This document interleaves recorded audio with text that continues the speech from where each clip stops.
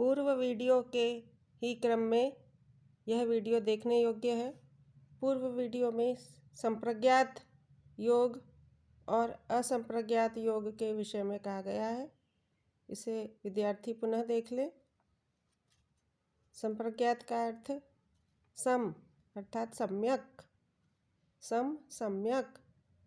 प्र का अर्थ प्रकर्षेण, ज्ञायते अस्मिन् इति संप्रज्ञातः अर्थात सम्यक प्रकर्ष रूप से जाना जाता है। इसमें इस योग में सम्यक प्रकर्ष रूप से जाना जाता है, इसलिए इस योग को संप्रज्ञात योग कहते हैं। संप्रज्ञात योग के सिद्ध होने के अनंतर असंप्रज्ञात योग सिद्ध होता है।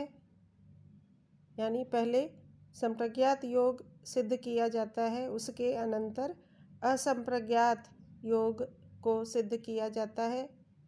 असंप्रज्ञात का अर्थ न संप्रज्ञायते अस्मिन् किंचित अस्मिन्, न संप्रज्ञायते किंचित अस्मिन्।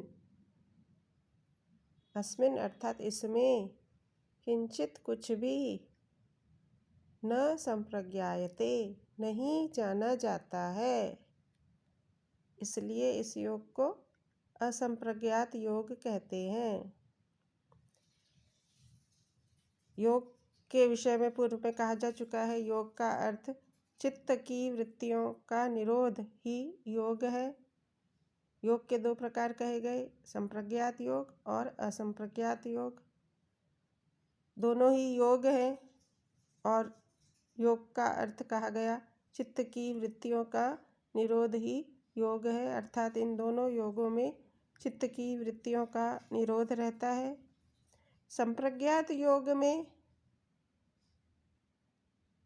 अन्य समस्त चित्त वृत्तियों का निरोध हो जाता है। यानी संप्रज्ञात योग में समस्त चित्त वृत्तियों का निरोध हो जाता है, परंतु केवल एक कैवल्य ज्ञान रूप चित्तवृत्ति विद्यमान रहती है। असंप्रज्ञात योग में साधक को कैवल्य ज्ञान हो जाता है और कैवल्य ज्ञान भी चित्त की एक वृत्ति ही है, तो चित्त की यह कैवल्य ज्ञान रूप वृत्ति संप्रज्ञात योग में विद्यमान रहती है। असंप्रज्ञात योग में यह जो कैवल्य ज्ञान रूप वृत्ति है, इसका भी निरोध हो जाता है। इस अवस्था में आत्मा केवल रूप में अवस्थित हो जाती है। आत्मा अपने केवल रूप में अवस्थित हो जाती है। यही कैवल्य की अवस्था कहलाती है। केवलस्य भावः इति कैवल्यम अर्थात मुक्ति या मोक्ष। आत्मा को अपने केवल होने का ज्ञान हो जाता है, यही कैवल्य की स्थिति है। यहाँ असंप्रज्ञात योग का अर्थ भली भांति समझने योग्य है कि असंप्रज्ञात योग में, जो संप्रज्ञात योग है उसमें तो समस्त चित्तवृत्तियों का निरोध होता ही है, परंतु एक कैवल्य ज्ञान रूप जो चित्तवृत्ति है वह संप्रज्ञात योग में शेष रह जाती है। साधक उसका अभ्यास करता रहता है और इसके अनंतर असंप्रज्ञात योग में तो कैवल्य ज्ञान रूप चित्त की वृत्ति का भी निरोध हो जाता है, क्योंकि साधक को अपने केवल होने का ज्ञान हो जाता है। इसलिए शास्त्र में या योग दर्शन में कहा गया कि इस वृत्ति का भी निरोध हो जाता है और जो साधक है वह कैवल्य की अवस्था को प्राप्त होता है।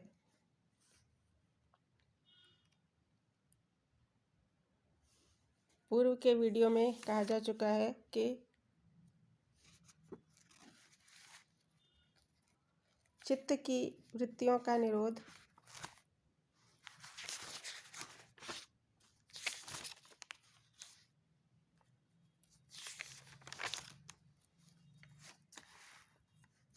ये समाधिपाद के सभी सूत्र हैं।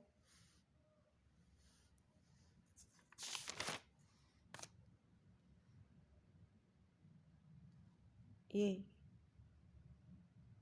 सूत्र संख्या 51 तक के सभी सूत्र समाधिपाद के सूत्र हैं। यद्यपि परीक्षा की दृष्टि से बात करें तो सभी सूत्र महत्वपूर्ण नहीं हैं, इतने सभी सूत्र नहीं पूछे जाते हैं। इसमें से जो मुख्य सूत्र हैं वे ही परीक्षा में पूछे जाते हैं, अतः विद्यार्थी उनका ही अभ्यास कर लें।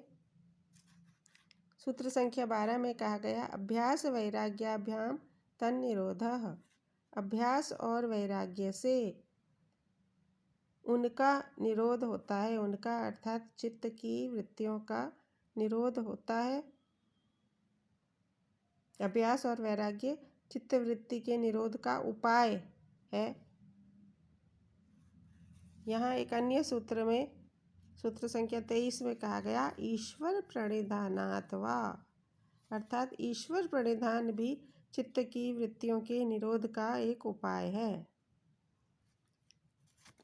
चित्त की वृत्तियों का निरोध ईश्वर के प्रणिधान से भी होता है।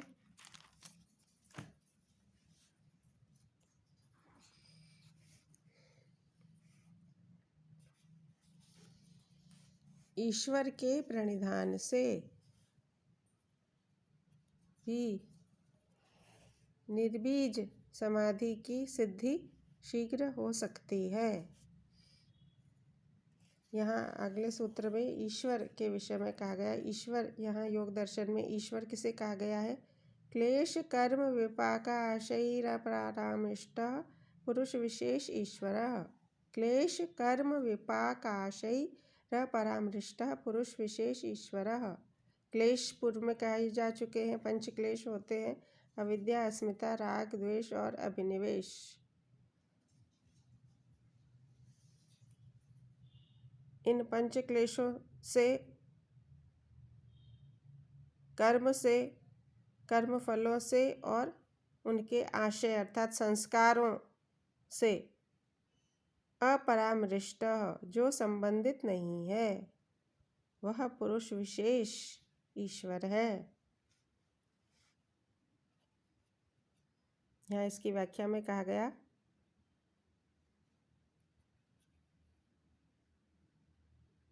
कर्म 4 प्रकार के हैं।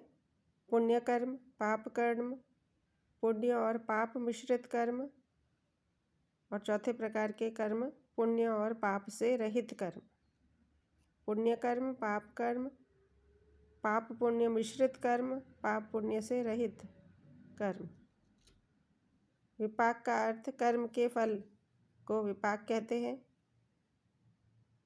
और कर्म संस्कारों को आशय कहते हैं। समस्त जीवों का इन चारों से अनादि संबंध है।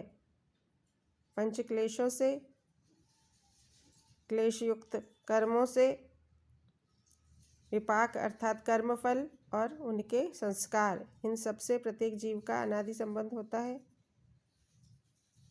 यद्यपि मुक्त जीवों का पीछे संबंध नहीं रहता है।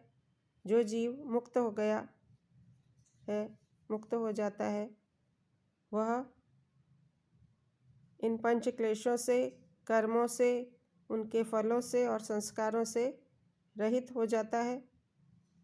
इसलिए कहा गया मुक्त जीवों का पीछे संबंध नहीं रहता है, तो भी पहले संबंध था ही। मुक्ति से पहले इन पंच क्लेशों आदि से संबंध रहता है।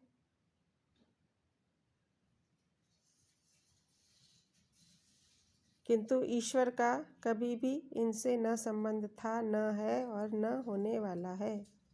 इस कारण मुक्त पुरुषों में भी ईश्वर विशेष है।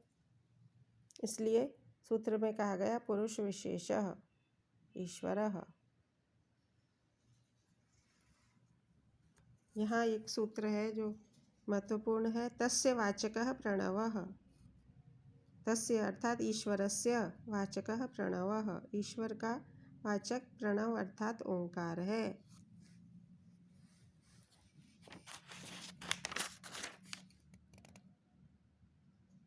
आगे के सूत्र में कहा गया तज्जपस तदर्थ भावनम, ओंकार का जप करना चाहिए और उसके अर्थ की भावना करनी चाहिए। तज्जपः, विद्यार्थी को इस सूत्र का अर्थ स्पष्ट करना होगा। तज्जपः का क्या अर्थ है? तस्य जपः, उसका जप करना चाहिए, यानी किसका जप करना चाहिए यह विद्यार्थी को ज्ञात हो। ईश्वर का वाचक ओंकार को कहा गया है और ओंकार का जप करना चाहिए, ऐसा यहाँ कहा गया है। इस सूत्र की व्याख्या में ईश्वर के विषय में, इस सूत्र की व्याख्या में चित्तवृत्तियों के निरोध वाला जो प्रथम सूत्र है उसका अर्थ लिखा जाएगा। अभ्यास और वैराग्य से चित्तवृत्तियों का निरोध होता है, इस बात की व्याख्या की जाएगी। यानी प्रारंभ से ही जितने भी सूत्र पढ़े गए हैं उनका जो मुख्य भाव है, जो मुख्य अर्थ है, उन सब का सम्मिलित रूप इस सूत्र में प्रकट किया जाएगा। सूत्र बहुत संक्षेप में दिखाई दे रहा है, परंतु इसका अर्थ पर्याप्त विस्तार में लिखा जा सकता है। अर्थात प्रारंभ से ही जो प्रथम सूत्र पढ़ा गया योगश चित्तवृत्ति निरोधः, उसके बाद जितने भी सूत्र पढ़े गए हैं उन सब का अर्थ इस सूत्र की व्याख्या में लिखा जाना है।